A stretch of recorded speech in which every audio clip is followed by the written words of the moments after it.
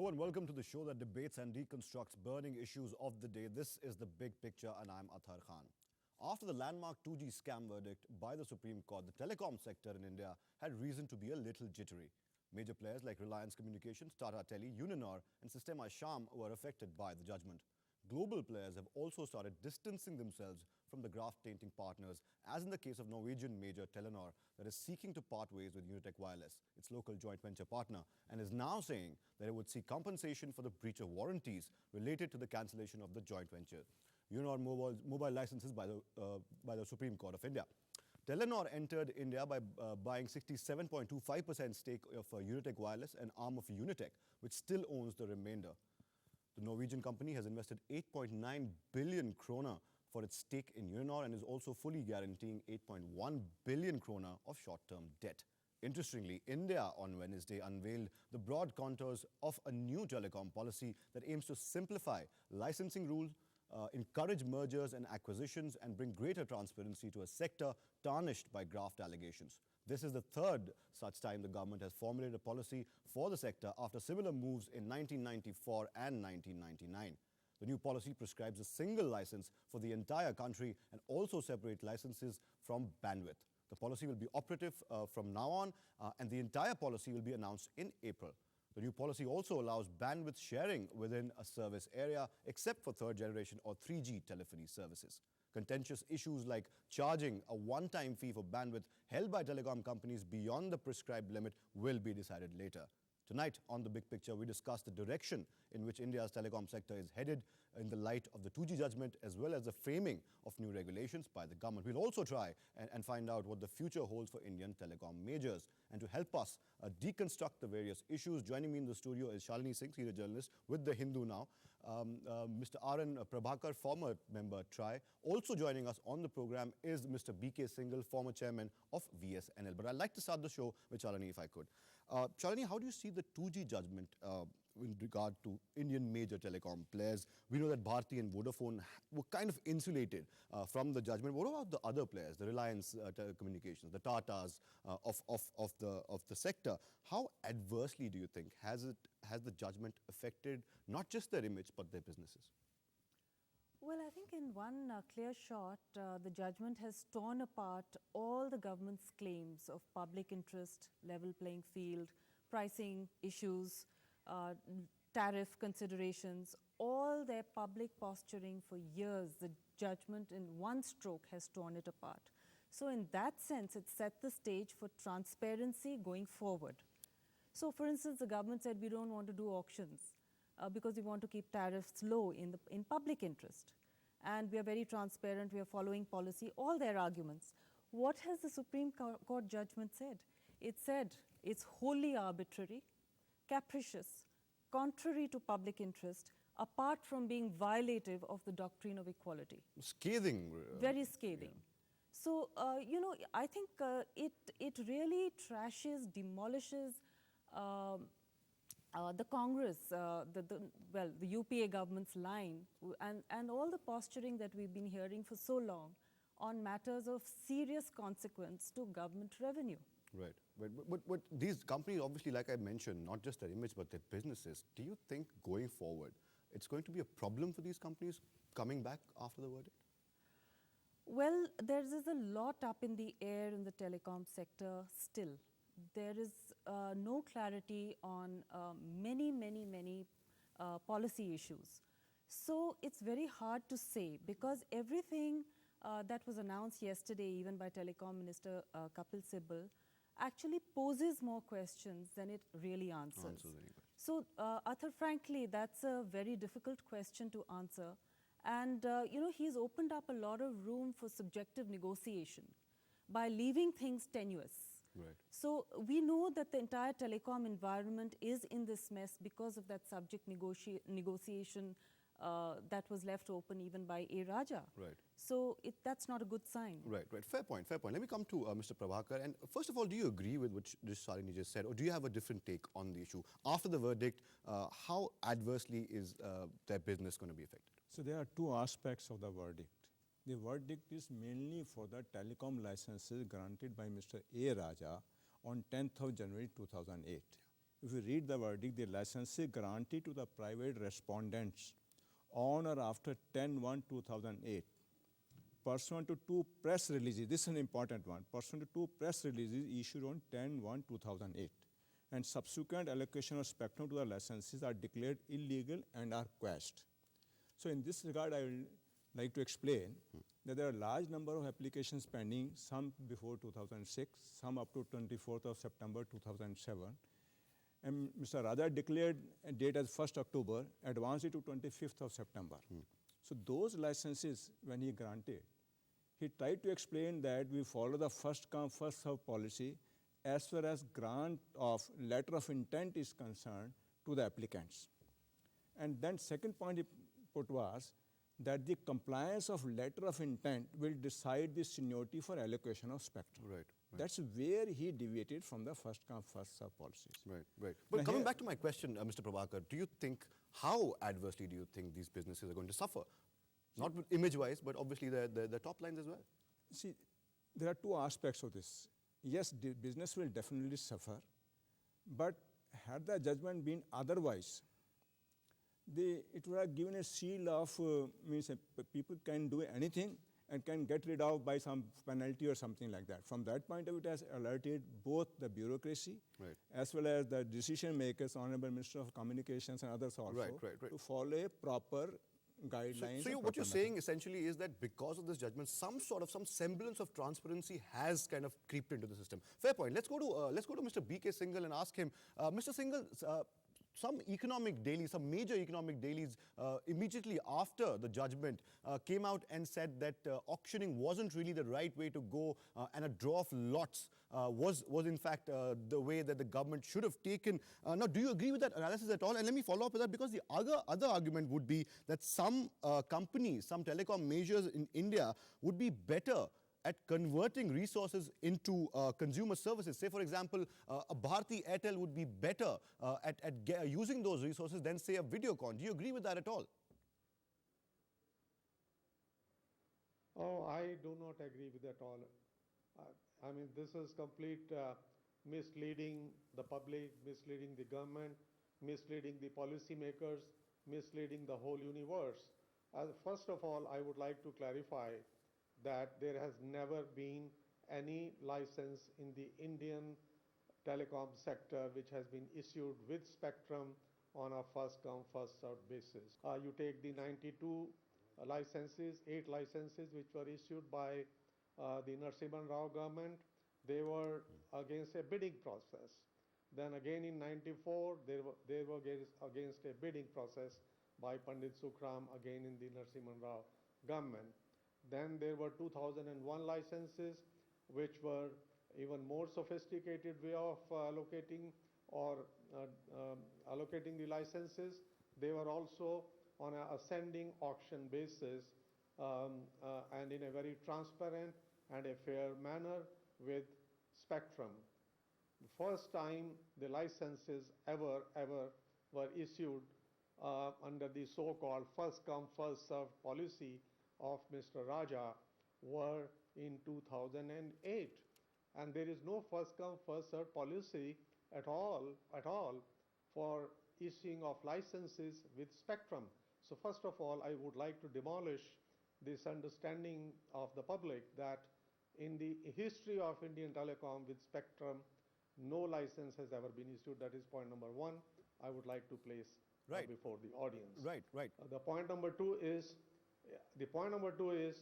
the very faulty recommendations of 2007, where they said, okay, you could there is no auction for the spectrum, but then they did not specify what is the remedy for the allocation of spectrum if there is an inequality or imbalance between demand and supply. Right. Mr. So Singhal, let me just interrupt you for 1 second there. Let me just interrupt you for 1 second there. We have to take a break right now. We'll come back to that issue and lots more. Don't go anywhere. There's lots more to discuss on the show, especially regarding the future of Indian telecom. We'll be right back. Don't go anywhere.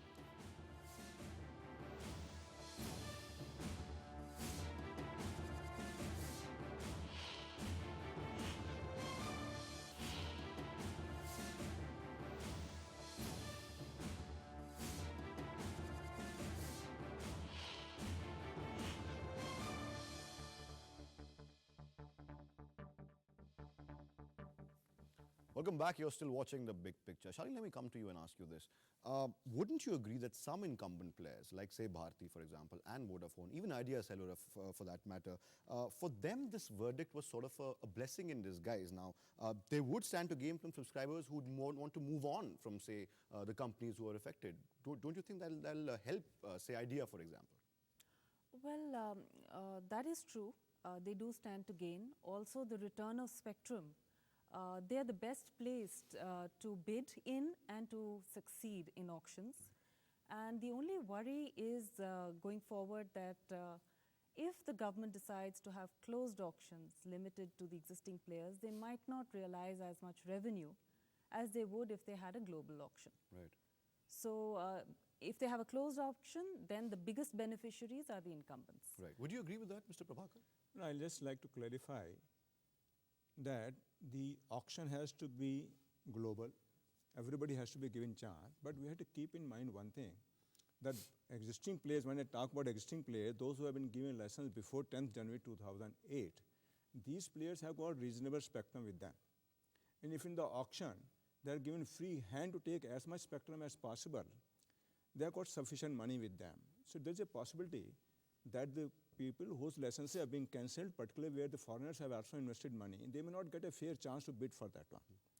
So there has to be a sort of right balance between them, that with an open auction, permitting anybody else to participate, including the existing so-called incumbent players, but there has to be a clear definition that how much maximum spectrum they will be able to hold after this one. Right. In that case, it will give us a little better price. Right. Mr. Singhal, coming to you, a very simple question, of course. Now, there's going to be, according to the new telecom policy that was announced on Wednesday this week, there's going to be a single license for the entire country, and bandwidth is going to come along with that. Now, because of that, a single license will mean that operators will have to forego roaming charges. Now, that forms about 10% of their revenue. Telcos won't like that very much. What do you think? No, I don't think that the policy states that there will be no roaming charges. All the policy says is that you have a unified license from, which is slightly different from the unified access services license. But the policy doesn't talk about roaming at all. The policy only says about the spectrum sharing.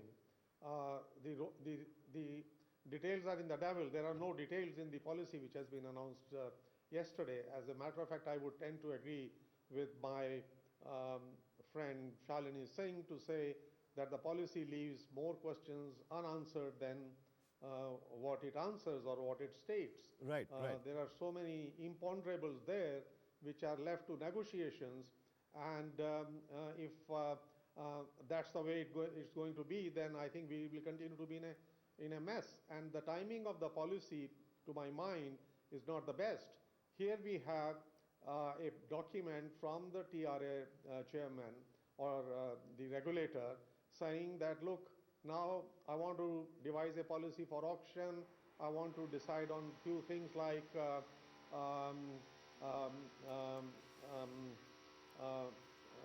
auction, and a few things like quantum of auction, etc. Right, Mr. Singhal. So Mr. Singhal. do we take these?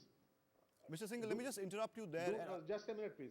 Do we take these inputs of or the policy announcement of Wednesday as inputs of the DOT to the regulator, which means it is kind of subverting the consultation process which is to take place following the 3rd February letter of the regulator to ask for comments on various issues which has been spelled out by the Supreme Court judgment. Right. I think the Wednesday pronouncements are completely misplaced. Right. Let me come to Shalini first. First of all, he seems to agree with you, saying that it leaves too many questions unanswered. Do you agree with that? First of all, obviously you do. But let me follow up with one more thing, which is sort of related to this. Now, Bharti Airtel has come up with a statement saying it welcomes the new policy. No other company has really come out with any other word yet. My question to you would be, do you think the new telecom policy that they've just announced, favors the larger companies? And do you think it'll actually consolidate the already very overcrowded Indian market? Okay, I'll take a minute to answer that. What is the real announcement that Mr. Sibal has made? He has separated license from spectrum. Now, what was the need to do that? The Supreme Court judgment has already done that for us. We know now that spectrum will never be given away the way it's been done. It will always be at a market price or an auction. So what was the point in making this announcement? It's nothing new. The second part of the announcement, which had some significance, was the 8% revenue share. The TRAI has said twice it should be 6% because 6% is based on a revenue neutrality principle. It doesn't overburden the consumer. But for some reason that we can't understand and comprehend and which has not been explained to us, because based on some internal report, the DOT feels it should be 8%. Apart from that, Raja said, I'm not having any auction because I'm charging revenue share. Now what is Mr. Civil saying? I'll have auction also and I will have revenue share. And by the way, I'm hiking the revenue share. So, you know, it's basically not making much sense. Right. And what are the questions that it leaves open? It says that we are having a unified license. By when will it be announced? No answer. What are the terms and conditions of the license? No answer. What's the migration path for standalone operators? Don't know. When will auctions be held for returned spectrum? Don't know because we have to wait for TRAI anyway. What's the reserve price for the auction? Can't say. Licenses have been extended for 10 years, but what are the terms and conditions for renewal? Can't say. So what was the point of that press conference? And it's not even NTP 2011. NTP 2011 is good. Technically, it's going to be announced in April. Right, right. That's what Mr. Sibal said. So, you know, having a press conference which leaves more questions unanswered than it answers, then you have a huge bevy of journalists and you refuse to entertain any single question. I mean, did you watch the press conference? You would have got a view of what was happening yourself. I was unfortunately in the studio. But very quickly, before we go into another break, Shalini, you didn't answer my question. Will it actually consolidate and be beneficial to larger companies and, you know, consolidate that already overcrowded market? I have answered your question actually because I'm saying that we simply don't know because it doesn't answer any of these questions. Right, right. And because it's open to subjective decision making and negotiation, yes, perhaps these companies feel they'll have an edge. Right, right. Because they can influence a policy making decision Fair because point. there's a don't know to everything. Fair point, fair point. We'll take another break right now. We'll come back soon. Don't go anywhere. Lots more to discuss on the big picture. We'll be right back.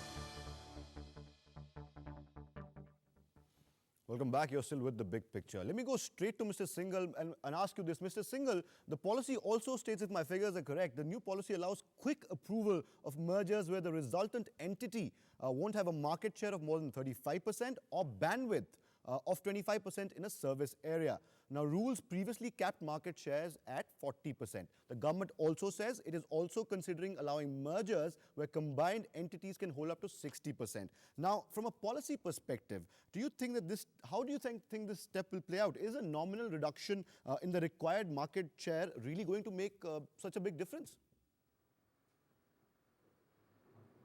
I don't think it's going to make much of a difference because if you take the 2 or 3 big players like Bharti and Vodafone, they are about 25% and 25%, so there is hardly any chance for them to merge. And then if you add Idea and Aircel, etc., there is a possibility that these two could merge. So the lowering of the percentages, I don't think are going to make any big dent. 35 and 40% is neither here nor there.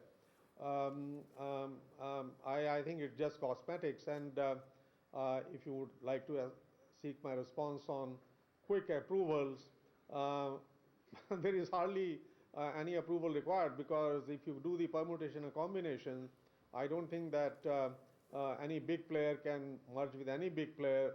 They'll have to gobble up the smaller players. So is it a good way to proceed for consolidation? I don't think so. Right. Another question mark in that policy there. Mr. Prabhakar, let me ask you this.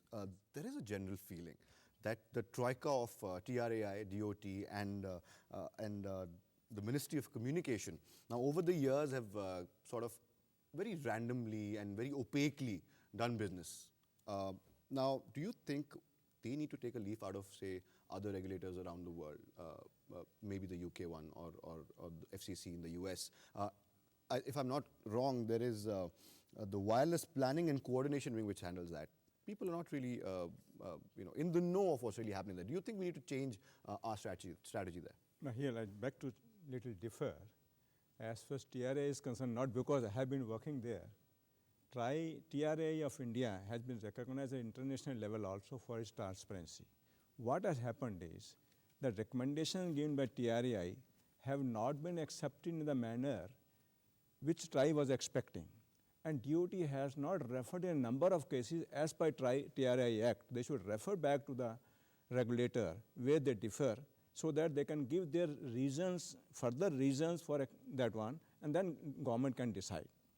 So that is the one in regard to 2007 policy also. When the recommendations were given, TRAI had clearly indicated that these recommendations have to be taken in toto. Any piecemeal pick up of the recommendation may distort the figures. So if the government wanted to pick up any one of the recommendations of that one, had they referred to TRAI, the transparency maintained by TRAI would have been really reflected. So what you're saying is TRAI and DOT are doing a fine job? No, I'm saying TRAI has followed a transparent policy. DOT at certain places have been opaque. And wireless planning wing really needs a lot of boost up. Right. TRAI recommendation itself also says that spectrum policy has to be very transparent. There has to be a lot of changes required in this one.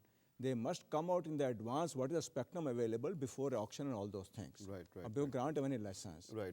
So from that point of view, had there been a little more coordination between DOT and TRAI, had DOT referred 2007 recommendation to TRAI, which they wanted to accept and which they didn't want to accept, things would have been different. Right. Let me go to Mr. Singhal before I come to Shalini and give her the last word. Mr. Singhal, do you agree that companies, especially larger companies, even companies who might merge with larger companies, have to be cautious when it comes to increasing prices, because all of us know Indian consumers are really picky and finicky when it comes to their price rates as well. Do you see that, in case it happens, an increase in tariffs, do you see that affecting the sector at all? You see, I don't think that there is really much case for increasing the tariffs, because as it is, these people are making quite a good amount of money, and the cost which is being paid for the spectrum is peanuts if you take on an economic basis calculated with the EMI per month for an asset which they acquire for 20 years. I mean, I don't find any reason for them to jack up the tariffs which they have announced very recently. I would say that the tariffs have now at a reasonable level where they can make profits because they have come out of the startup costs, and it's kind of on a cruise mode. Right. And consolidation or otherwise should not result or would not result in tariff increases if the regulator gets it right. And just a word on the previous question to my colleague Mr. Prabhakar, I think the 2007 recommendations were full of flaws which perhaps were dictated by the Sanchar Bhavan in terms of not auctioning the spectrum for the 2G. And thank you, Mr. Singhal. We're running short of time. Thank you, Mr. Singhal. We'll have to wrap it up now. Last word goes to you, Shalini. First of all, very quickly, if you can, tariffs, do you see them increasing? Also, where is Indian Telecom headed? Well, tariffs for the first time in 15 years of telecom liberalization went up 30% after this infamous 2008 award of licenses. Right. Now, Raja had said that I'm doing this, I'm giving spectrum away for a song to keep tariffs low. However, he distorted the market. He brought in non-serious players. Spectrum, got fragmented. It went away to people who weren't using it. And therefore, tariffs went up because no real competition was introduced. Right. And the TRAI was just caught napping. But it did nothing. To answer your previous question about the TRAI's role, it's only now that the TRAI... Right. We were completely out of time, Shalini. If you could wrap up, where is Indian Telecom headed? 20 seconds or less. I think only God can answer that question, because I think we started our discussion with saying how many things are up in the air. unless there is some stability, unless our telecom minister starts taking responsibility and starts addressing questions and starts, answering to public scrutiny, Right. we are not headed. Right. We'll have to end at that point. Thank you so much. I must thank all my guests before we leave. Mr. B.K. Singhal, thank you for joining us. Shalini Singh, Prabhakar as well. Thank you so much for joining us. Key takeaway from this discussion today, of course, my panelists believe that a lot of things are up in the air as far as the telecom policy goes. The new telecom policy throws up a lot more questions than it answers. A lot of work ahead for the DOT as well as the Ministry of Communication. Thank you so much for joining us on The Big Picture tonight. Till we meet again, good night, goodbye, and thanks for watching.